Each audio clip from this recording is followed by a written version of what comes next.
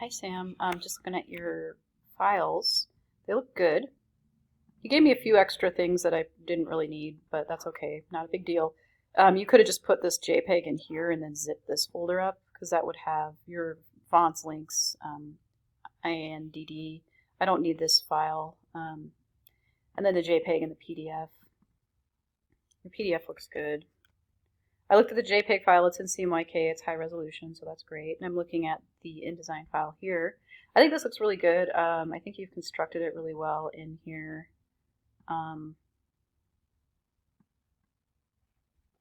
Is this... Okay, so you've kind of, to create that shadow, you put two on top of each other. That's a good way of doing it. Another way you can do it is you could do window effects in here, and then you can get different, like you could do multiply and all those things, just like in Photoshop, with the effects panel, which is sort of cool, but that's actually not what I meant to show you. So you can do a drop shadow here if you want, and you can do a preview, and that'll show a drop shadow. I'm not saying that what you did doesn't work and doesn't look good, and actually it gives a slightly different effect than a drop shadow would, but there are drop shadows, there are inner shadows, there's outer glows you can put on things, different things under window effects. Or what was it? Actually, maybe it was object effects where I found those, and then window effects has more of the Photoshop options here, like that you would find in the layers panel in Photoshop. So just some quick tips there anyway. But I think this looks really good. I really like the color scheme you used. I think it's really fun and kind of has a retro vibe, which I like. I like the Northern logo here. I like that you added the white there to kind of help it pop out. And it's white and black, which matches kind of the white and black of the text because the text has that black stroke. I almost think that you could bump this over just slightly from the edge and then push shift, get both of these and just kind of bring it up just a little bit, like maybe even like right there. Because yeah, it's awfully close to the edge, especially down here. This might actually be something that you just center since it's so tight in here. Like this would be the same as that. And it's still left aligned, but it's centered. Potentially something that you do or just bring it down in size a little bit if you want it to look more off to the left, I guess. This all looks really good. This looks awesome. This is a little tight up there, which I mean you could just do Command A and then just bump everything down. This must be locked. And then just bump this down a little bit, and then, you know, make this a little bit bigger so that it slightly more room there. Something along those lines. I'm sure you had it lined up maybe a little bit better than what I did there, but you know, maybe you had it a little bit more aligned and stuff, but you can kind of size things to make it work so that that's not quite so close to the top edge, I guess. Maybe something a little bit more like that so that it's not so close to the edges. With every design that you design, definitely pay attention to the space around the edge and that you have a decent amount of breathing room. Because when you print this, there is going to be a white border all the way around this. It's probably about 1/8 of an inch all the way around. So that's one thing to kind of, you know, take into consideration is that, you know, it's going to be really close to the edge when you go to print. But everything, so this is an RGB, this image here. This image is in RGB as well, the MSU Northern logo. So, I mean, we can quickly remedy that. Let's look at the effective PPI. So if we go into the links panel, it tells us what the effective PPI is, and yours is fairly low on this image. One way of fixing that is to, you know, just bring it down in size. Of course, it doesn't have the same effect, and you'd have to bring it down to about around this size to make it around 300 ppi, which is not big enough, obviously. But one thing you could have done with this is maybe found an image that's more generic, but still music related, such as, musical instrument. I like the image of the band because I really like Bob Dylan and I like the band, but or maybe just traced it in Illustrator and then bring it in. So I mean, you could do a Command C on this and then bring it into Illustrator. Let's move this properties over and V that. Bring this down in size. I don't know if it's really going to make a difference, but and then zoom in. And then we can do like grab it with the black arrow tool. Let's get into Window Workspace. Yeah, Essentials Classic. Why isn't this working? Maybe it's because I didn't Command D it. So let's do a file place. We'll have to place it in from your files. So I think I have them in here, in the links, and probably this one here. Place that. And now I have different options up here in my panel. And let's see if we can do an image trace on it. Maybe like 16 colors. And this isn't necessarily going to make it look better, I think. I'm not sure what you clipped it into. You might have used Photoshop. But you can trace images, and then that will make it so you can blow them up bigger and so that they don't lose a bunch of their resolution. This image just isn't a high quality image, so it's really not something that maybe should have been used potentially.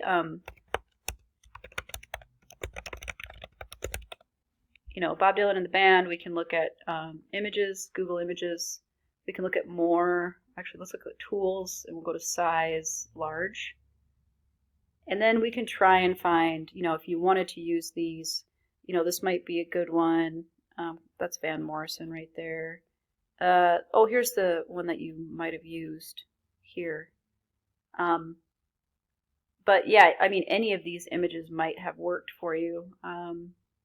Let's see how big this one is. So if we hover over, we can see it's 1060 by 800. This one's 1200 by 800. So none of these are very big, unfortunately. Like, you kind of hope that you can find something that's fairly large. This one's a little bit bigger.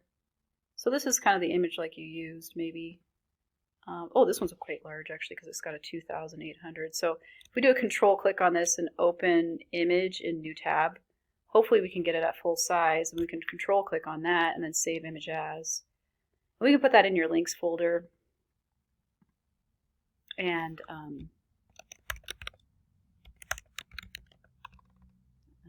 or let's see, Bob and band, just, save that. And, probably could just bring it into Photoshop, do a file open. Sorry this is going on for a long time, but let's see, I don't know if I'm in the right links folder. Open that up and then work with this in here, and you can actually use the quick selection tool to kind of drag over some of these guys. Try and get what you can. Some of the background might get picked up. And it's not everybody in the band, but it's decent-ish quality. And then we can go into select and mask, and we can refine our selection a little bit by subtracting some things from it, or adding maybe. Gotta add some of this in here. Maybe this part here.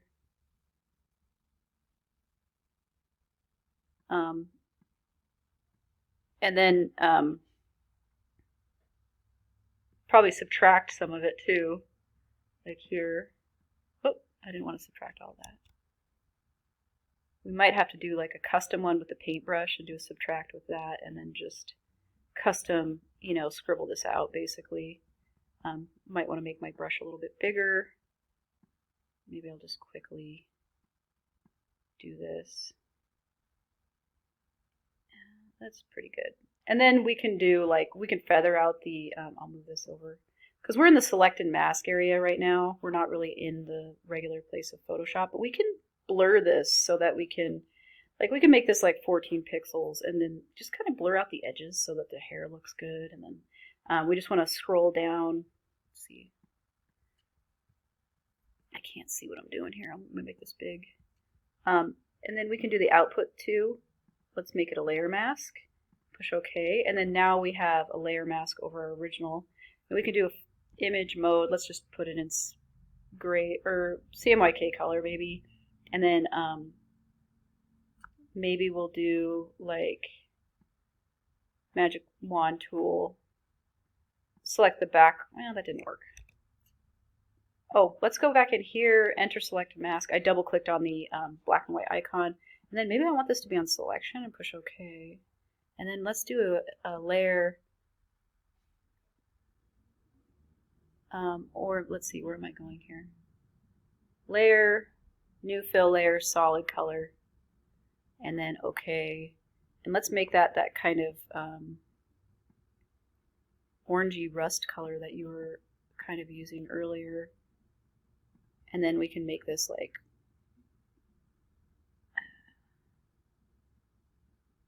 maybe something like that.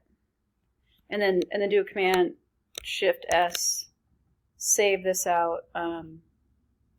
Actually, let's just Command S that we'll just save it as a PSD Photoshop, because that'll preserve the transparency, and we'll save that. And then we could try bringing that in and seeing how much better that is. I don't know. Actually, let's just do the relink button in the links panel. We have it selected. It's got the box around it, and then we can just use this relink.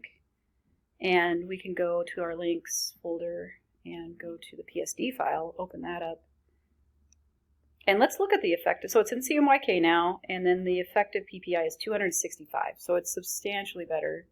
I'm not saying I love this image a lot better than the one that you were using, but it is higher resolution and it does meet the requirements for the assignment. So, and we don't want to use low resolution images, and we don't want to use RGB images either. We want to edit those in Photoshop. So this is an RGB. We could just do a control click on a Mac or a command or right click on a PC and then do edit with Photoshop. So I'm going to open this MSU Northern and I can make it image mode, CMYK color, and then Command S, just save over the original or save it as a Photoshop document in the links folder, and that'll preserve the whatever transparent background if there is one. And you can remove the background on this, just delete it. Actually that didn't work, but you can make a transparent background here pretty easily, and then go back into here and just relink that to that PSD file that we made, and then it should be in CMYK.